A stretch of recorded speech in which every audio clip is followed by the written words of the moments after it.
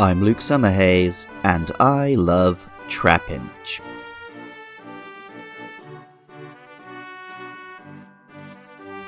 I also love Dune.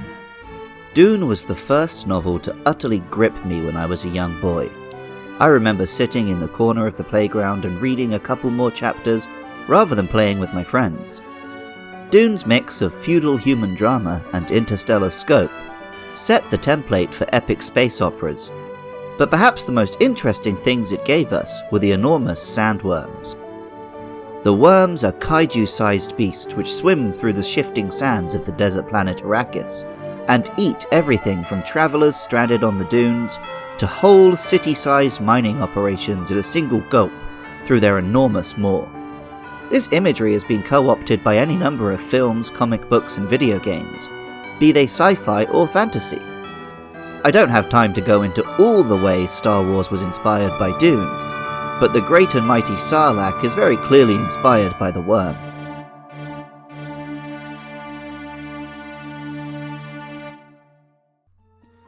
Trapinch is our first, though certainly not last, Pokemon which swim through the sands in the same mould as the worms. It's an odd mix of cute and terrifying, with an adorable tiny stubby body and enormous head, but a horrendous set of sharp snapping jaws. Trapinch digs a funnel of sand and buries itself at the bottom, chomping down on any prey that's unlucky enough to stumble into the trap. Most Pokédex entries read like this one from Pokemon Ruby, telling us, Trapinch's nest is a sloped, bowl-like pit dug in sand. This Pokemon patiently waits for prey to tumble down the pit. Its giant jaws have enough strength to crush even boulders. With Trapinch's snapping mouth thrashing around at the base of the pit, it strongly resembles the computer-generated beak that was added to the Sarlacc in the special edition version of Return of the Jedi. The name Trapinch is a simple combination of trap and pinch, pretty neatly summarizing what Trapinch gets up to. The Japanese name is Nukra, which seems to come from nutcracker. Trapinch's powerful chomping jaws do bring to mind a nutcracker, though it is a slightly odd connection. In the anime episode Bug, Borrow and Steal, in which Trapinch made its debut digging a maze of underground tunnels in which Ash and friends got lost, Meowth suggested Team Rocket gather them up for use as nutcrackers. While at the human scale, monsters under the sand opening up their mouths and devouring us is the stuff of fantasy, in miniature, Trapinch is actually inspired by a real-life bug. The antlion, also known as the doodlebug, is a terrifying beastie, which digs a cone-shaped trap just like Trapinch, and devours ants and other prey with similarly oversized pinchers. It has an adult flying form, and we'll get into that life cycle a little later, but is most infamous in this predatory larval stage. For this reason, Trapinch actually starts out with an incredibly high attack stat for an unevolved first form in a 3-stage family. While Trapinch takes inspiration from these bugs, it isn't a bug-type Pokemon, but a pure ground-type. This is perhaps because its evolution goes in an exciting different direction. Before it gets too wacky though, this antlion matures into a sensible adult form, when at level 35, Trapinch evolves into Vibrava. Mature antlions superficially resemble dragonflies, and Vibrava is a fairly lifelike flying bug Pokemon, with diamond-shaped wings and big eyes. Like Trapinch, it eschews the bug typing to remain purely a ground-type Pokemon, in this case not even developing into a flying type. Perhaps this is because it can't fly very far. Pokemon Sapphire tells us, Vibrava's wings have not yet completed the process of growing. Rather than flying long distances, they are more useful for generating ultrasonic waves by vibrating. Other Pokédex entries get more in depth about these vibration techniques. Heart Gold and Soul Silver tell us, it vibrates its wings vigorously, creating ultrasonic waves that cause serious headaches. Ultra Sun tells us, it vibrates its wings to generate ultrasonic waves, causing its prey to faint. Then it buries the prey alive in the sand to preserve it. And Ultra Moon tells us, it vibrates its wings to send out odd sound waves. Trainers who are with it need earplugs. Many insects do use vibrations to create loud sounds, like cicadas and crickets, and though they can be very annoying, and even headache-inducing for those wanting to sleep, they are hardly a form of attack. The name Vibrava, which is the same in English and Japanese, combines vibrate with lava. The vibrations are obvious, but it is a little surprising that this is still considered a larval Pokemon. In most species of insect, including the antlion, once they have wings and are flying about, their growing days are pretty much over. Not so for Vibrava. Pokemon Sapphire tells us, Vibrava's wings have not yet completed the process of growing. Rather than flying long distances, they are more useful for generating ultrasonic waves by vibrating.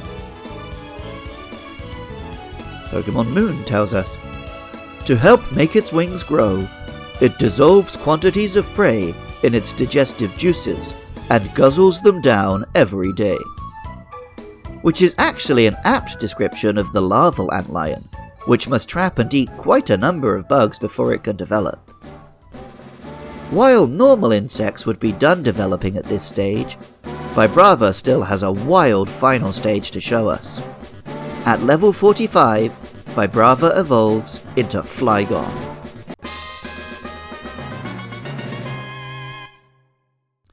Flygon is just a cool Pokemon. We are no longer in the realm of realistic biology, but instead the fantasy I talked about at the start of the episode. In simple terms, Flygon is a dragon, which takes some imagery from the dragonfly. It has round, bug-like eyes, though in fact they are goggles under which it has quite ordinary eyes. It has somewhat dragonfly-like wings, and an elongated shape, but it also has a scaly reptilian hide and a cute little face and body. The name Flygon, which again is the same in English and Japanese, of course just combines fly and dragon, and has obvious connections to Dragonfly. Flygon made its first appearance in the movie Jirachi Wishmaker, where it helped Ash battle against the abomination of a false Groudon in the finale, and made a very cool impression. More recently, Go has caught a Flygon in Pokemon Journeys. The Pokédex takes a wild turn at this stage. Trapinch and Vibrava could pretty much teach you real facts about a real bug, while Flygon is all epic dragon stuff. Pokemon Ruby tells us, Flygon is nicknamed the elemental spirit of the desert. Because its flapping wings whip up a cloud of sand, this Pokemon is always enveloped in a sandstorm while flying. Sapphire tells us, Flygon whips up a sandstorm by flapping its wings. The wings create a series of notes that sound like singing. Because the singing is the only thing that can be heard in a sandstorm, this Pokemon is said to be the desert spirit.